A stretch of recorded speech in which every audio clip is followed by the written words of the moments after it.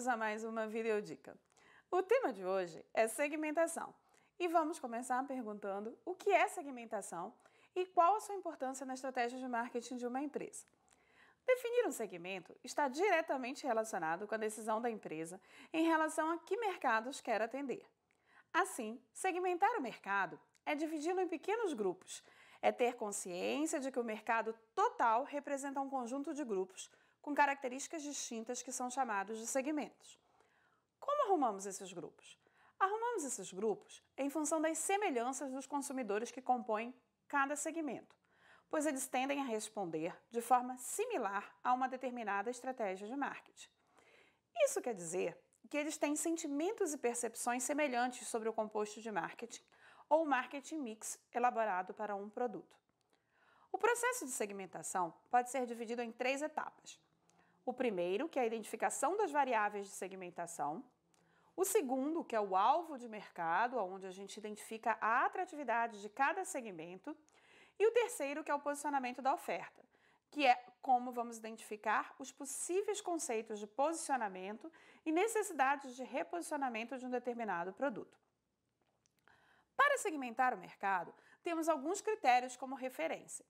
A segmentação geográfica é o primeiro dos critérios e um dos mais utilizados. A localização do público-alvo em um país, estado, cidade, região ou bairro é uma forma muito comum de trabalhar.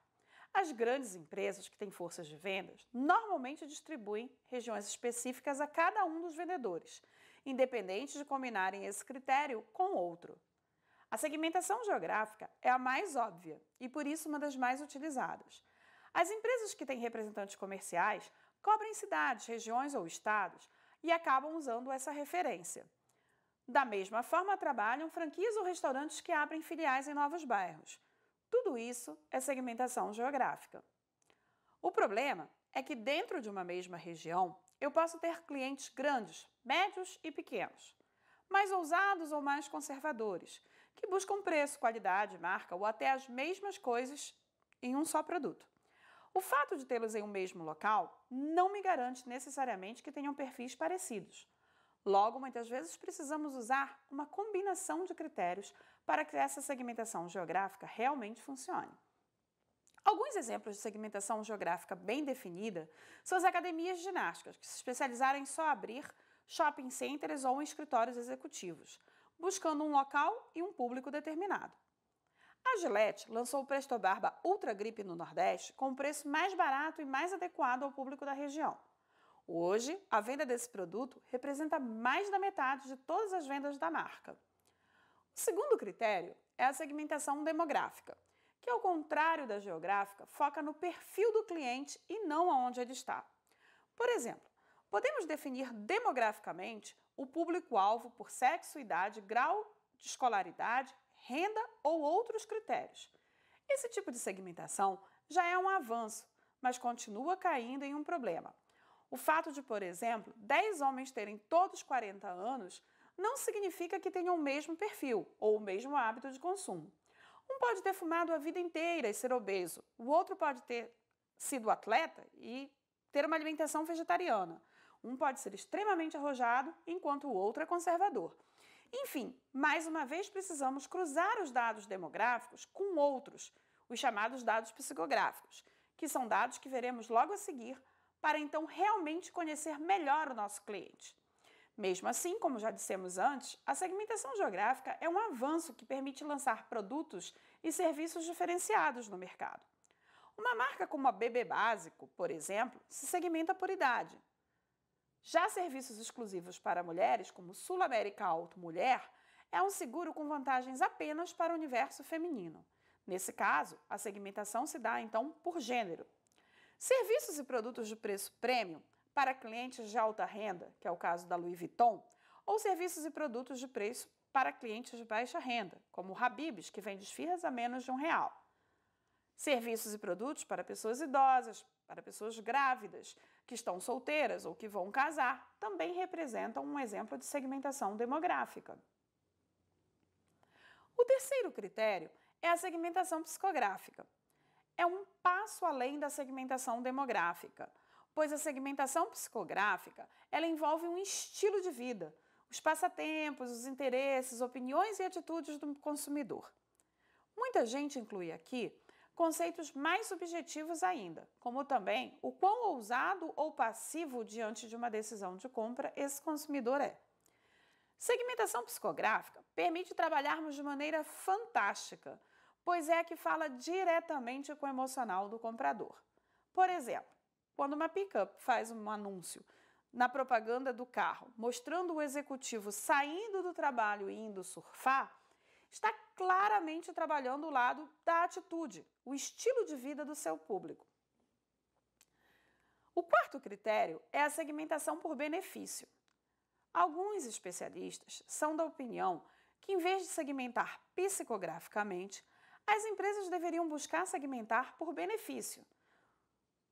Assim, seria mais fácil agrupar na mesma estrutura pessoas e empresas buscando um determinado benefício e colocar todos os esforços de marketing em atender essa demanda.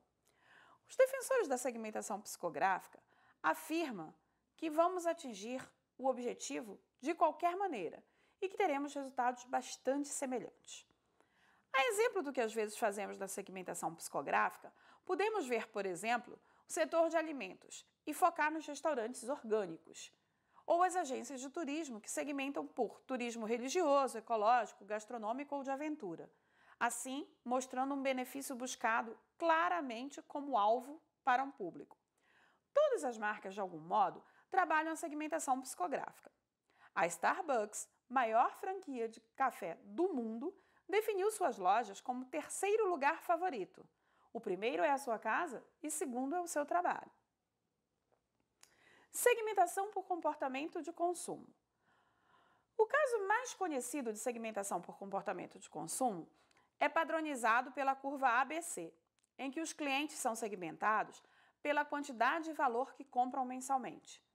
A curva ABC pode ser ampliada, em tempos mais modernos, para ABC, D e E, sendo D os clientes inativos e E os potenciais clientes, que nunca ou que ainda não compraram, como diria o bom vendedor, sempre otimista.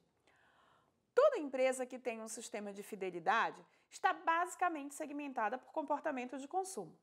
Os restaurantes que dão o selo toda vez que você faz um pedido para entrega em casa e ao juntar 10 selos você ganha uma sobremesa.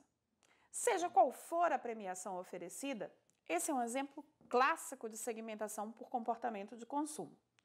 Seguindo o mesmo padrão, estão os cartões de milhagem das empresas aéreas ou os planos de minutos para celulares. Ainda há a segmentação por canal de consumo. Muitas empresas estão descobrindo que clientes que compram via internet são diferentes dos clientes que compram pelo telefone ou pessoalmente. O segredo está em entender o perfil de cada cliente e também as peculiaridades específicas de cada canal de venda. Assim, é possível montar uma rede de ofertas com diferentes ações, vendedores próprios, terceirizados, televendas ou catálogos de mala direta, por exemplo. Ao mapear todas as oportunidades de vendas, muitas empresas descobrem que conseguem ampliar seus mercados e vender mais sem ter que contratar novos vendedores. Basta entender quais os canais disponíveis, seus pontos fortes e seus pontos fracos. A segmentação por canal de consumo é uma maneira muito avançada tecnicamente de se trabalhar. Um dos melhores exemplos é a Coca-Cola. Você pode encontrar o produto embalado de várias maneiras, tamanhos e em diferentes lugares, como diferentes preços, e assim existe a máquina de Coca-Cola que vem de lata. A garrafa PET de 2 litros é encontrada em supermercados, garrafas de vidros em bares e restaurantes, a máquina de mistura em franquias e fast food. Enfim, todos os tipos para todos os gostos, dependendo muito do ponto de venda. Então, finalizando esse nosso bate-papo, com esses 5 tipos de segmentação, você conseguirá cobrir a maioria dos casos dentro da sua empresa e implementar melhorias. Eu sou Maura Cherfan, professora da disciplina de Marketing Estratégico e Pesquisa de Mercado. Aguarde mais videodicas.